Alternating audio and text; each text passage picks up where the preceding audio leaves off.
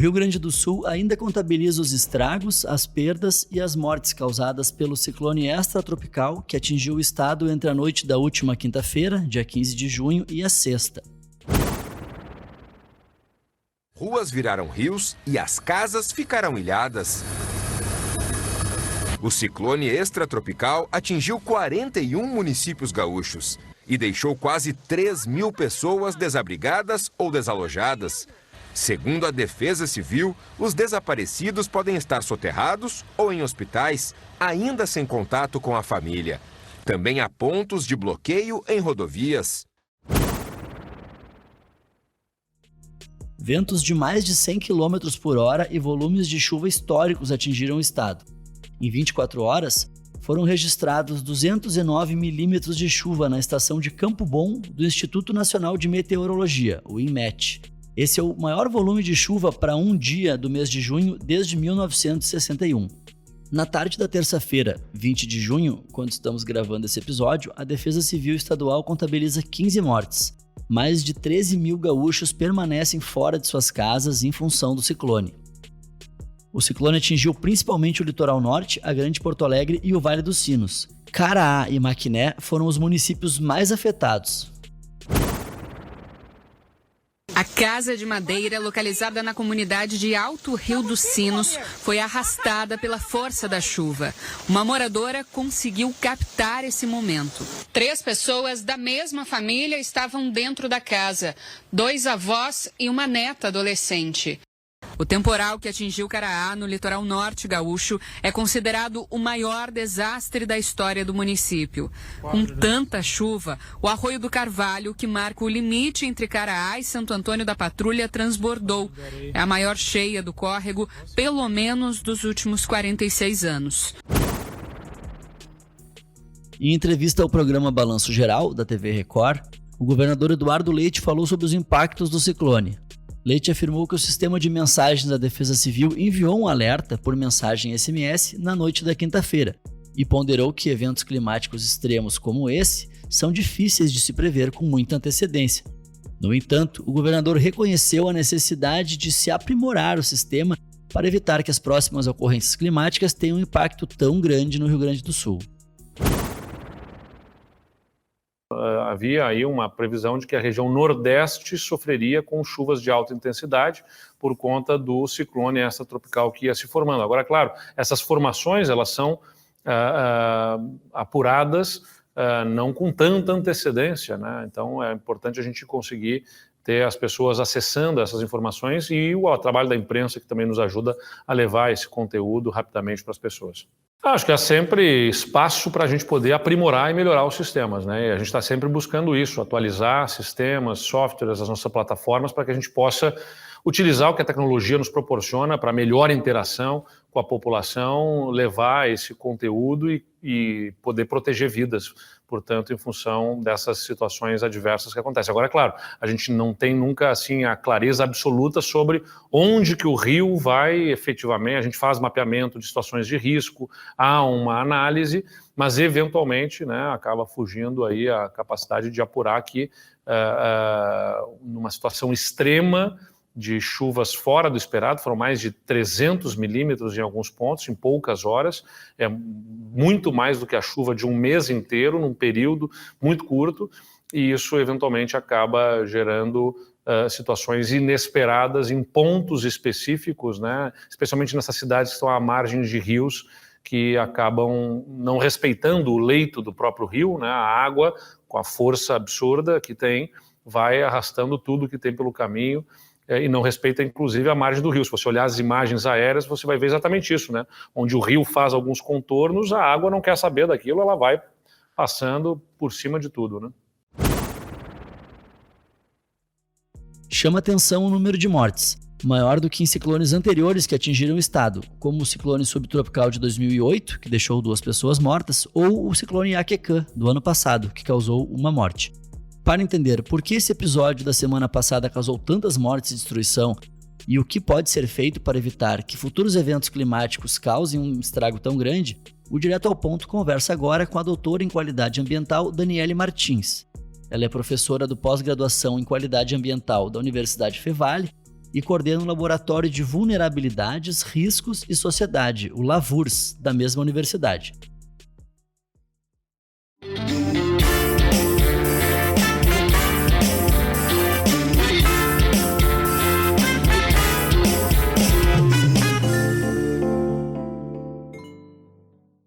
Boa tarde, professora. Começo lhe perguntando em relação a esse ciclone. Chama muito a atenção a quantidade de estragos, tanto nas cidades, né, e nas residências das pessoas, e o número muito elevado de mortes, que não é tão comum em eventos climáticos aqui no estado.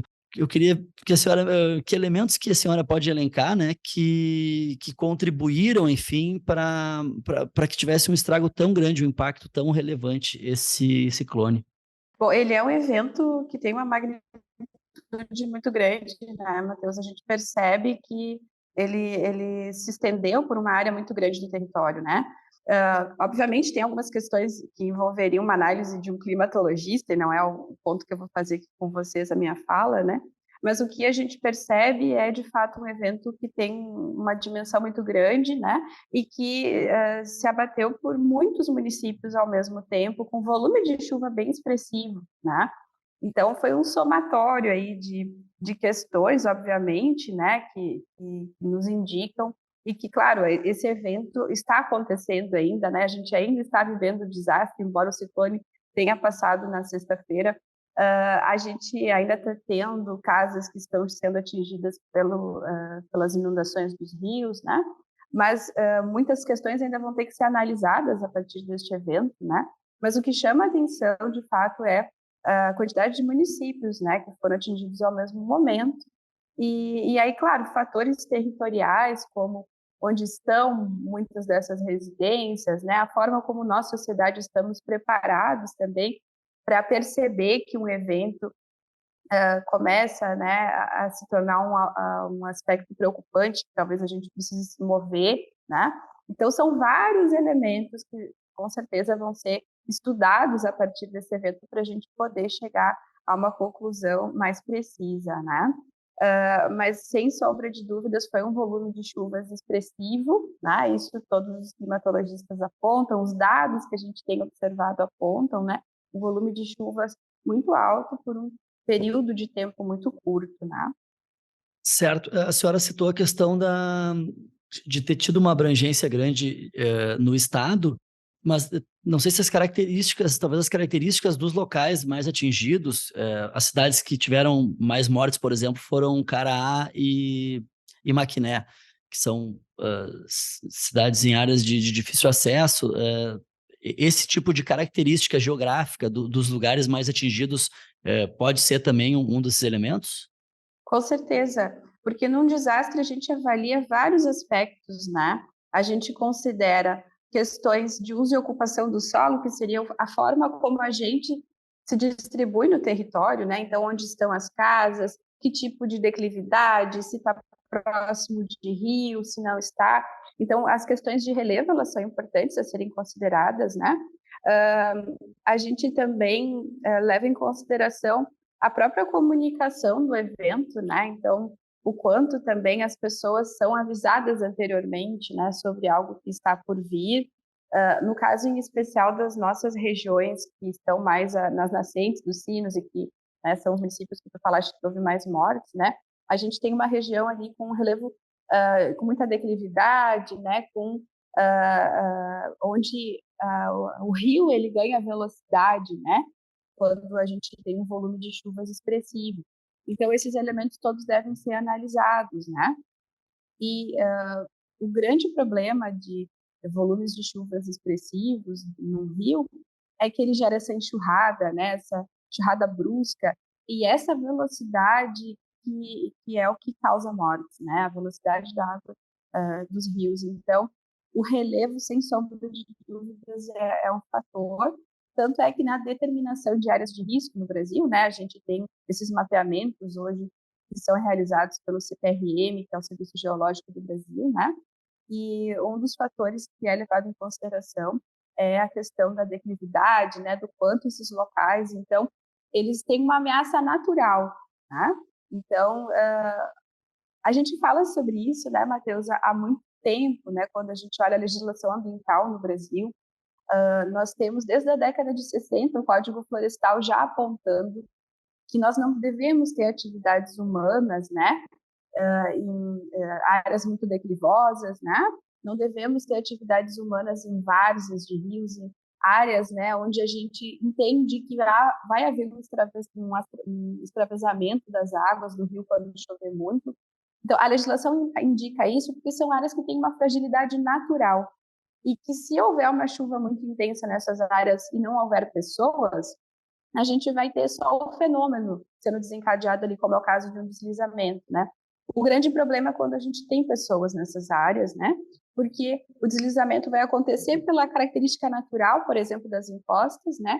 E essas pessoas, elas então vão, lamentavelmente, ter perdas, inclusive, né, chegando a perdas humanas, que é o aspecto mais trágico, né, desse tipo de situação, tá? Então, são vários elementos. Aqui na universidade, a gente trabalha no laboratório muito olhando a vulnerabilidade das comunidades humanas, né? Em especial, núcleos mais urbanizados. Então, a gente olha bastante para esses locais onde falta saneamento, onde falta infraestrutura urbana, né? Locais que já não têm muita capacidade de lidar com eventos adversos em função das ausências que existem, né? Na estrutura das suas casas, na estrutura pública, né? Nos serviços que estão disponíveis. E se esses locais ainda estão em áreas que têm essa fragilidade, né, como margens de rios, por exemplo, tá?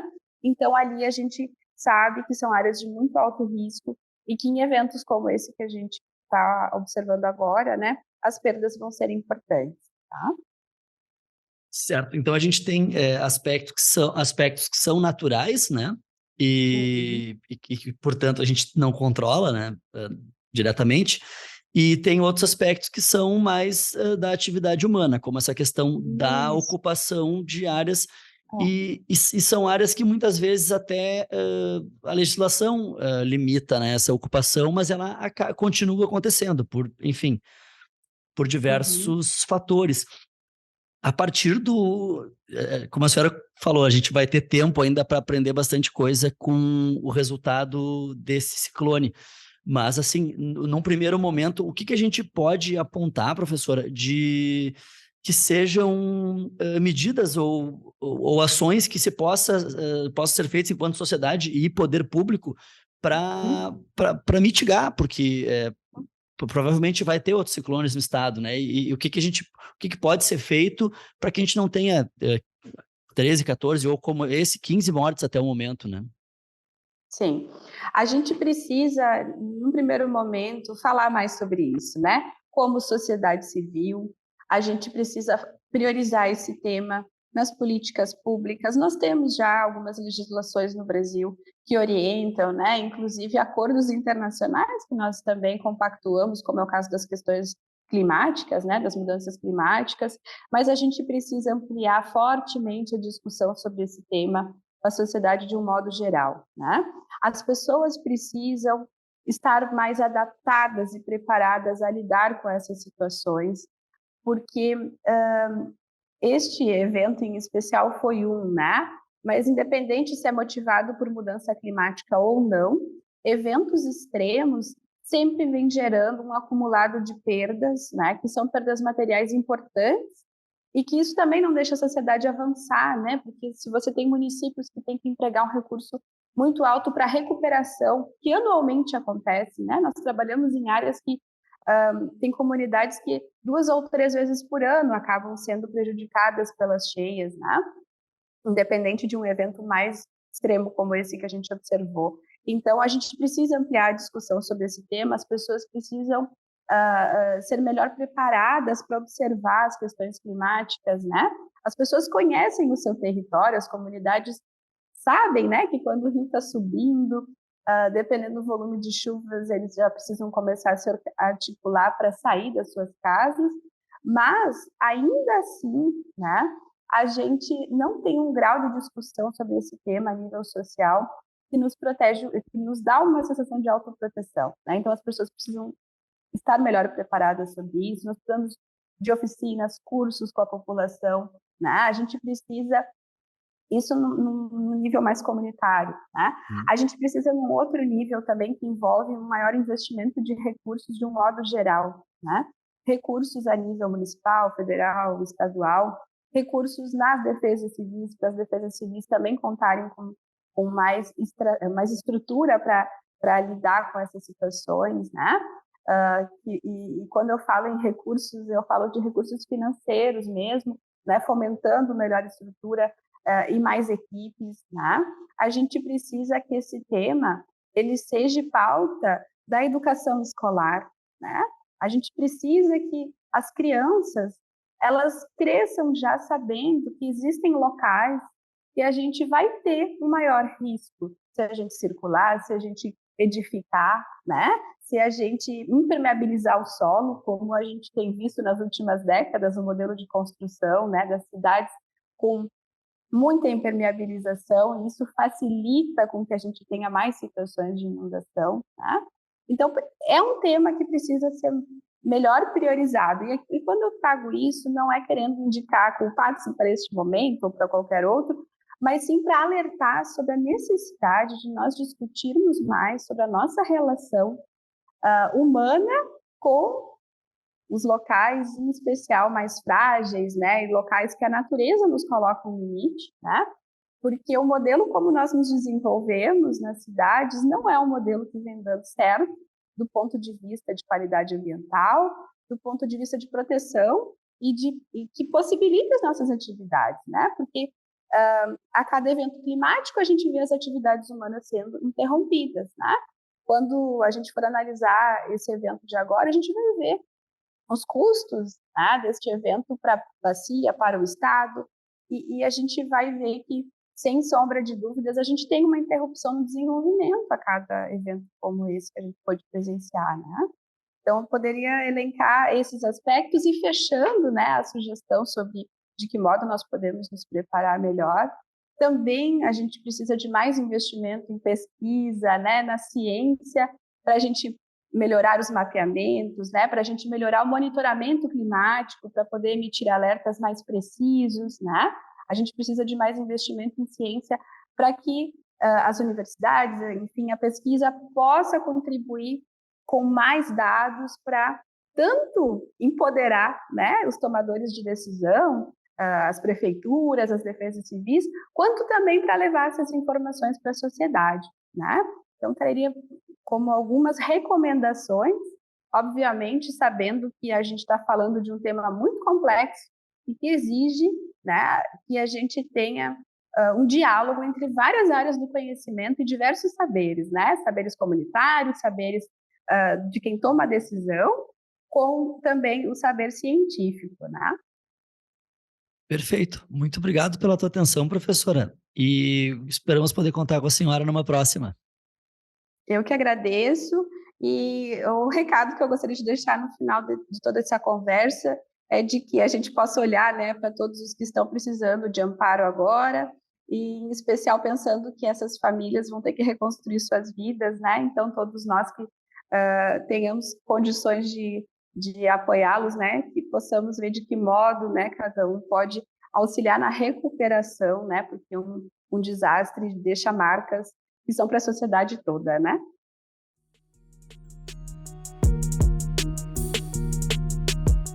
Se você gostou do Direto ao Ponto, confira outras edições que estão disponíveis no site do jornal, no YouTube ou aí no seu aplicativo de streaming favorito. Você também pode receber pelo e-mail uma newsletter com os principais podcasts feitos pelo Correio do Povo. Basta se inscrever na nossa página. Esse Direto ao Ponto utilizou áudios da Record TV. O episódio tem produção, apresentação e roteiro de Matheus Chaparini, edição de Aleph Alencar, assistência de Mariana Neck, além da coordenação de Márcio Gomes e Brenda Fernandes. Obrigado por ter nos acompanhado e até o próximo episódio.